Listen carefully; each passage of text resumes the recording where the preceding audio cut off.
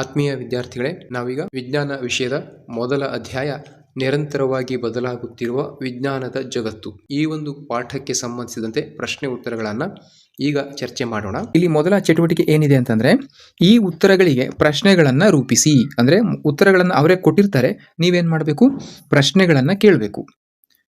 ಇಲ್ಲಿ ಮೊದಲ ಉತ್ತರ ಏನಿದೆ ಅಂತಂದ್ರೆ, ಕೇವಲ ಸ್ವಲ್ಪ ಹಾಲನ್ನು ಸೇರಿಸಿ. ಇದಕ್ಕೆ ಯಾವ ರೀತಿಯಾದ ಪ್ರಶ್ನೆಯನ್ನು ರೂಪಿಸಬಹುದು ನೋಡಿ. ಪಾಯಸ ತುಂಬಾ ಗಟ್ಟಿಯಾಗಿದೆ, ಅದನ್ನು ಸ್ವಲ್ಪ ತೆಳು ಮಾಡುವುದು ಹೇಗೆ? ಇನ್ನು ಎರಡನೆಯ ಉತ್ತರ, ಏಕೆಂದರೆ ಬೆಕ್ಕಿನ ಹಲ್ಲುಗಳು ವಕ್ರವಾಗಿದ್ದವು. ಇದಕ್ಕೆ ನಾವು ಯಾವ ರೀತಿಯಾದ ಪ್ರಶ್ನೆಯನ್ನು ಕೇಳಬಹುದು ಅಂತ ನೋಡೋದಾದ್ರೆ, ಆ ಬೆಕ್ಕು ಕಚ್ಚಿದ ಸೇಬಿನ ಮೇಲಿನ ಗುರುತು ಯಾಕೆ ಅಷ್ಟು ಡೊಂಕಾಗಿದೆ? ನೋಡಿ, ಈ ಪ್ರಶ್ನೆಗೆ ಈ ಉತ್ತರ ಸಮಂಜಸ ಆಗ್ತದೆ, ಎರಡನೇ ಉತ್ತರ ಸಮಂಜಸ ಆಗ್ತದೆ. ಇನ್ನು ಮೂರನೆಯ ಉತ್ತರವನ್ನು ನೋಡೋದಾದ್ರೆ, ಚಿಂತಿಸದಿರಿ, ನನ್ನ ಬಳಿ ಟವೆಲ್ ಇದೆ. ಇದಕ್ಕೆ ನಾವು ಯಾವ ರೀತಿಯಾದ ಪ್ರಶ್ನೆಯನ್ನು ರೂಪಿಸಬಹುದು ಅಂದರೆ, ಅಯ್ಯೋ ಟೇಬಲ್ ಮೇಲೆ ನೀರು ಚೆಲ್ಲಿತು, ಈಗೇನು ಮಾಡುವುದು? ಈ ಪ್ರಶ್ನೆ ಈ ಉತ್ತರಕ್ಕೆ ಸೂಕ್ತ ಅಂತ ಹೇಳ್ಬೋದು. ಇನ್ನು ನಾಲ್ಕನೆಯ ಉತ್ತರವನ್ನು ನೋಡೋದಾದರೆ, ಇಲ್ಲಿ ಕೇವಲ ಸಂಖ್ಯೆ ಕೊಟ್ಟಿದ್ದಾರೆ 42. ಇದಕ್ಕೆ ಯಾವ ರೀತಿಯಾದ ಪ್ರಶ್ನೆ ರೂಪಿಸಬಹುದು ಅಂದರೆ, ನಮ್ಮ ತರಗತಿಯಲ್ಲಿರುವ ಒಟ್ಟು ವಿದ್ಯಾರ್ಥಿಗಳ ಸಂಖ್ಯೆ ಎಷ್ಟು? ಇದಕ್ಕೆ ನೋಡಿ, ಈ ಉತ್ತರಕ್ಕೆ ಸೂಕ್ತ ಈ ಪ್ರಶ್ನೆ ಅಂತ ಹೇಳ್ಬೋದು. ಇದು ಪಠ್ಯಪುಸ್ತಕದಲ್ಲಿ ಕೊಟ್ಟಿರ್ತಕ್ಕಂತಹ ಚಟುವಟಿಕೆ. ಬನ್ನಿ ಈಗ ಬಿಟ್ಟ ಸ್ಥಳ ತುಂಬಿರಿ ಈ ಒಂದು ವಿಭಾಗಕ್ಕೆ ಹೋಗೋಣ. ಮೊದಲ ಪ್ರಶ್ನೆ, ವಿಜ್ಞಾನವು ಅಜ್ಞಾತವಾಗಿರುವುದರ ಮುಸುಕನ್ನು ತೆರೆಯಲು ಉತ್ತೇಜಿಸುವ ಒಂದು ಡ್ಯಾಶ್ ಆಗಿದೆ. ಸರಿಯಾದ ಉತ್ತರ ಬಂದ್ಬಿಟ್ಟು ಆಲೋಚನಾ ಕ್ರಮ. ಎರಡನೇದು, ಕಾಗದದ ವಿಮಾನದಂತಹ ಸರಳ ವಸ್ತು ನೈಜ ವೈಜ್ಞಾನಿಕ ಡ್ಯಾಶ್ ಅನ್ವೇಷಣೆಗಳಿಗೆ ಸ್ಫೂರ್ತಿ ನೀಡಿತು. ಉತ್ತರ ಹಾರಾಟದ ಅನ್ವೇಷಣೆಗಳಿಗೆ ಸ್ಫೂರ್ತಿ ನೀಡಿತು. ಇನ್ನು ಮೂರನೆಯ ಬಿಟ್ಟ ಸ್ಥಳ, ವಿಜ್ಞಾನದ ವಿವಿಧ ವಿಭಾಗಗಳಾದ ಭೌತಶಾಸ್ತ್ರ, ರಸಾಯನಶಾಸ್ತ್ರ, ಜೀವಶಾಸ್ತ್ರ ಎಲ್ಲವೂ ಪರಸ್ಪರ ಡ್ಯಾಶ್ ಹೊಂದಿವೆ. ಸರಿಯಾದ ಉತ್ತರ ಬಂದ್ಬಿಟ್ಟು ಅಂತರ ಸಂಬಂಧ. ಇನ್ನು ನಾಲ್ಕನೆಯ ಬಿಟ್ಟ ಸ್ಥಳ, ಪಾರಿಸಾರಿಕ ಸವಾಲುಗಳನ್ನು ಅಂದರೆ ಪರಿಸರದ ಸವಾಲುಗಳನ್ನು ಎದುರಿಸುವಲ್ಲಿ ಮತ್ತು ಹೆಚ್ಚು ಡ್ಯಾಶ್ ಸೃಷ್ಟಿಸುವಲ್ಲಿ ವಿಜ್ಞಾನವು ಪ್ರಮುಖ ಪಾತ್ರ ವಹಿಸುತ್ತದೆ.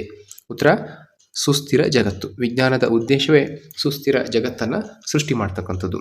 ಇನ್ನು ಐದನೆಯ ಪ್ರಶ್ನೆಗೆ ಹೋಗೋದಾದರೆ, ವಸ್ತುಗಳನ್ನು ಅವುಗಳ ಗುಣಗಳ ಆಧಾರದ ಮೇಲೆ ವರ್ಗೀಕರಿಸುವ ಮೂಲಕ ನಾವು ಡ್ಯಾಶ್ ಮತ್ತು ಅಲೋಹಗಳ ಪ್ರಪಂಚವನ್ನು ಪ್ರವೇಶಿಸುತ್ತೇವೆ. ಸರಿಯಾದ ಉತ್ತರ ಲೋಹಗಳು. ಇನ್ನು ಆರನೆಯ ಪ್ರಶ್ನೆ, ಮಂಜುಗಡ್ಡೆ ಕರಗಿ ನೀರಾಗುವುದು, ಹಣ್ಣುಗಳು ಮಾಗುವುದು ಇವೆಲ್ಲವೂ ನಮ್ಮ ಸುತ್ತಲೂ ನಡೆಯುವ ಕೆಲವು ಡ್ಯಾಶ್. ಸರಿಯಾದ ಉತ್ತರ ಬದಲಾವಣೆಗಳು. ಇನ್ನು ಏಳನೆಯ ಪ್ರಶ್ನೆ, ಸಮುದ್ರಗಳ ನೀರು ಸೂರ್ಯನ ಶಾಖದಿಂದ ಡ್ಯಾಶ್ ಏನಾಗುತ್ತೆ? ಆವಿಯಾಗ್ತದೆ. ಸಮುದ್ರದ ನೀರು ಸೂರ್ಯನ ಶಾಖದಿಂದ ಆವಿಯಾಗ್ತದೆ. ಇನ್ನು ಮುಂದಿನ ಪ್ರಶ್ನೆಗೆ ಹೋಗೋದಾದರೆ, ಪ್ರಶ್ನೆ ಸಂಖ್ಯೆ 8, ಪ್ರಾಚೀನ ಜನರು ಕಾಲವನ್ನು ಹೇಳಲು ಸೂರ್ಯನ ಬೆಳಕಿನಲ್ಲಿ ಬೀಳುವ ಡ್ಯಾಶ್ ಸ್ಥಾನವನ್ನು ಬಳಸಿದರು, ಅಂದರೆ ನೆರಳುಗಳ ಸ್ಥಾನವನ್ನು. ನೆಕ್ಸ್ಟ್ 9ನೆಯ ಪ್ರಶ್ನೆ, ಭೂಮಿ ಮತ್ತು ಚಂದ್ರರು ಉಂಟು ಮಾಡುವ ನೆರಳುಗಳು ಡ್ಯಾಶ್ ವಿದ್ಯಮಾನಗಳಿಗೆ ಕಾರಣವಾಗುತ್ತವೆ. ಗ್ರಹಣಗಳಂತಹ ವಿದ್ಯಮಾನಗಳಿಗೆ ಕಾರಣ ಆಗ್ತವೆ. 10ನೆಯ ಪ್ರಶ್ನೆ, ವಿದ್ಯುತ್ ಗಡಿಯಾರಗಳು ಬರುವ ಮುನ್ನ ಪ್ರಾಚೀನ ಜನರು ಕಾಲವನ್ನು ಹೇಳಲು ಡ್ಯಾಶ್ ಸ್ಥಾನವನ್ನು ಬಳಸಿದ್ರು, ನೆರಳುಗಳ ಸ್ಥಾನವನ್ನು ಬಳಸಿದ್ರು. ಮುಂದಿನ ಪ್ರಶ್ನೆ, ಭೂಮಿ ಮತ್ತು ಚಂದ್ರರೂ ಸಹ ನೆರಳನ್ನು ಉಂಟು ಮಾಡಬಲ್ಲವು. ಇದು ಡ್ಯಾಶ್ನಂತಹ ವಿಸ್ಮಯಕರ ವಿದ್ಯಮಾನಗಳಿಗೆ ಕಾರಣವಾಗುತ್ತದೆ. ಯಾವುದಕ್ಕೆ? ಗ್ರಹಣಗಳಂತಹ ವಿಸ್ಮಯಕರ ವಿದ್ಯಮಾನಗಳಿಗೆ ಕಾರಣವಾಗುತ್ತೆ. ಇನ್ನು ಬಿಟ್ಟ ಸ್ಥಳದಲ್ಲಿ ಕೊನೆಯ ಪ್ರಶ್ನೆ, ಮಹಾನ್ ವಿಜ್ಞಾನಿಗಳು ಕೇವಲ ಪ್ರಶ್ನೆಗಳಿಗೆ ಉತ್ತರಗಳನ್ನಷ್ಟೇ ನೀಡುವುದಿಲ್ಲ. ನಾನು ಇದನ್ನು ಆರಂಭದಲ್ಲೇ ಚರ್ಚಿಸಿದ್ದೇನೆ. ಅವರು ಅದ್ಭುತವಾದ ಡ್ಯಾಶ್ ಸಹ ಕೇಳುತ್ತಾರೆ, ಪ್ರಶ್ನೆಗಳನ್ನು ಸಹ ಕೇಳ್ತಾರೆ ಅಂತಕ್ಕಂಥದ್ದು. ಇಲ್ಲಿಗೆ ಬಿಟ್ಟ ಸ್ಥಳಗಳನ್ನು ಮುಗಿಸೋಣ. ಈಗ ಪ್ರಶ್ನೆ 2, ಹೊಂದಿಸಿ ಬರೆಯಿರಿ.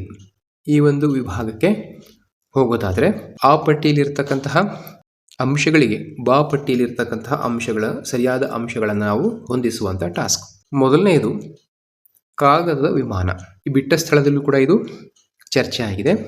ಕಾಗದ ವಿಮಾನ ಅಂತಕ್ಕಂಥದ್ದು ಆಪ್ಷನ್ ಸಿ, ಹಾರಾಟದ ಅನ್ವೇಷಣೆಗೆ ಸ್ಫೂರ್ತಿಯನ್ನು ನೀಡಿತು. ಅದೇ ರೀತಿ ಎರಡನೆಯ ಅಂಶ ವಸ್ತುಗಳ ವರ್ಗೀಕರಣ. ಇದರಿಂದ ಲೋಹಗಳ ಮತ್ತು ಅಲೋಹಗಳ ಅನ್ವೇಷಣೆಗಳಿಗೆ ದಾರಿಯಾಯಿತು. ಇನ್ನು ಮೂರನೆಯ ಅಂಶ ಸೂರ್ಯನ ಶಾಖ. ಇದರಿಂದ ಏನಾಗುತ್ತೆ? ನೀರು ಆವಿಯಾಗ್ತದೆ. ಇನ್ನು 4ನೆಯ ಅಂಶ ಪ್ರಾಚೀನ ಕಾಲದ ಅಳತೆ. ಇದಕ್ಕೆ ಸರಿಯಾದ ಉತ್ತರ ಬಂದ್ಬಿಟ್ಟು ನೆರಳುಗಳ ಸ್ಥಾನ. ಸಮಯವನ್ನು ನೆರಳುಗಳ ಸ್ಥಾನದಿಂದ ಹೇಳ್ತಾ ಇದ್ರು ಅಂತಕ್ಕಂಥದ್ದು. ಇನ್ನು 5ನೆಯ ಅಂಶ ಭೂಮಿಯ ಭ್ರಮಣೆ.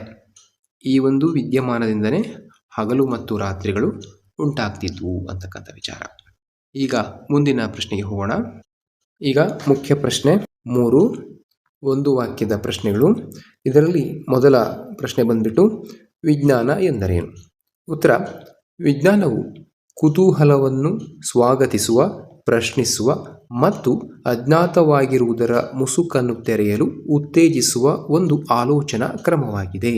ಇನ್ನು 2ನೆಯ ಪ್ರಶ್ನೆ, ಕಾಗದದ ವಿಮಾನವು ಯಾವ ಅನ್ವೇಷಣೆಗೆ ಸ್ಫೂರ್ತಿಯನ್ನು ನೀಡಿತು? ಉತ್ತರವನ್ನು ನೋಡೋದಾದರೆ ಕಾಗದದ ವಿಮಾನದಂತಹ ಸರಳ ವಸ್ತು ನೈಜ ವೈಜ್ಞಾನಿಕ ಹಾರಾಟದ ಅನ್ವೇಷಣೆಗಳಿಗೆ ಮತ್ತು ವಿಮಾನಗಳ ವಿನ್ಯಾಸಕ್ಕೆ ಸ್ಫೂರ್ತಿಯನ್ನು ನೀಡಿತು. ಇನ್ನು ಮುಂದಿನ ಪ್ರಶ್ನೆಗೆ ಹೋಗೋದಾದರೆ ಪ್ರಶ್ನೆ 3, ಬಾಲವಿಜ್ಞಾನಿಗಳಾಗಿ ನಿಮ್ಮ ಜವಾಬ್ದಾರಿ ಏನು? ಉತ್ತರವನ್ನು ನೋಡೋದಾದರೆ ಪಾರಿಸರಿಕ ಸವಾಲುಗಳನ್ನು ಅಂದರೆ ಪರಿಸರದ ಸವಾಲುಗಳನ್ನು ಎದುರಿಸುವುದು ಮತ್ತು ಹೆಚ್ಚು ಸುಸ್ಥಿರ ಜಗತ್ತನ್ನು ಸೃಷ್ಟಿಸುವಲ್ಲಿ ನೆರವಾಗುವುದು ನಮ್ಮ ಜವಾಬ್ದಾರಿಯಾಗಿದೆ. ಇನ್ನು 4ನೆಯ ಪ್ರಶ್ನೆ, ವಿಜ್ಞಾನದ ವಿವಿಧ ವಿಭಾಗಗಳು ಪರಸ್ಪರ ಹೇಗೆ ಸಂಬಂಧಿಸಿವೆ? ಉತ್ತರ: ವಿಜ್ಞಾನದ ವಿವಿಧ ವಿಭಾಗಗಳು ಪರಸ್ಪರ ಅಂತರ್ಸಂಬಂಧವನ್ನು ಹೊಂದಿದ್ದು ಒಂದು ಕ್ಷೇತ್ರದ ಆಲೋಚನೆಗಳು ಇನ್ನೊಂದು ಕ್ಷೇತ್ರದ ಆವಿಷ್ಕಾರಗಳಿಗೆ ಪ್ರೇರಣೆಯನ್ನು ನೀಡುತ್ತವೆ. ಈಗ ಪ್ರಶ್ನೆ 5 ನೋಡೋದಾದರೆ ವಸ್ತುಗಳನ್ನು ಅವುಗಳ ಗುಣಗಳ ಆಧಾರದ ಮೇಲೆ ವರ್ಗೀಕರಿಸಿದಾಗ ನಾವು ಯಾವ ಪ್ರಪಂಚವನ್ನು ಪ್ರವೇಶಿಸುತ್ತೇವೆ? ನಾವು ಲೋಹಗಳು ಮತ್ತು ಅಲೋಹಗಳ ಪ್ರಪಂಚವನ್ನು ಪ್ರವೇಶಿಸುತ್ತೇವೆ. ಇನ್ನು ಮುಂದಿನ ಪ್ರಶ್ನೆಯನ್ನು ನೋಡೋದಾದರೆ ದೈನಂದಿನ ಜೀವನದಲ್ಲಿ ನಡೆಯುವ 2 ಸಾಮಾನ್ಯ ಬದಲಾವಣೆಗಳನ್ನು ಹೆಸರಿಸಿ. ಸಾಮಾನ್ಯ ಬದಲಾವಣೆಗಳಿಗೆ ಉತ್ತರವನ್ನು ನೋಡೋದಾದರೆ ಮಂಜುಗಡ್ಡೆ ಕರಗಿ ನೀರಾಗುವುದು, ಹಣ್ಣುಗಳು ಮಾಗುವುದು, ಈ ಥರದ ಬದಲಾವಣೆಗಳನ್ನು ನಾವು ಉದಾಹರಿಸಬಹುದು. ಇನ್ನು ಮುಂದಿನ ಪ್ರಶ್ನೆ, ಪ್ರಾಣಿಗಳ ಉಳಿವಿಗಾಗಿ ನಡೆಯುವ ಪ್ರಮುಖ ಜೀವಕ್ರಿಯೆಗಳು ಯಾವುವು? ಪ್ರಾಣಿಗಳು ಈ ಒಂದು ಪರಿಸರದಲ್ಲಿ ಸರ್ವೈವ್ ಆಗಬೇಕು ಅಂದರೆ ಯಾವ ಜೀವಕ್ರಿಯೆಗಳನ್ನು ಜೀವಿಗಳು ಅನಿವಾರ್ಯವಾಗಿ ನಡೆಸಬೇಕಪ್ಪ ಅಂದರೆ ಆಹಾರ ಸೇವಿಸುವುದು, ಉಸಿರಾಡುವುದು ಮತ್ತು ರಕ್ತವು ಪೋಷಕಾಂಶಗಳನ್ನು ದೇಹದಾದ್ಯಂತ ಸಾಗಿಸುವುದು. ಇಂತಹ ಜೈವಿಕ ಕ್ರಿಯೆಗಳು ನಿರಂತರವಾಗಿ ನಡೀತಿರಬೇಕಾಗತ್ತೆ.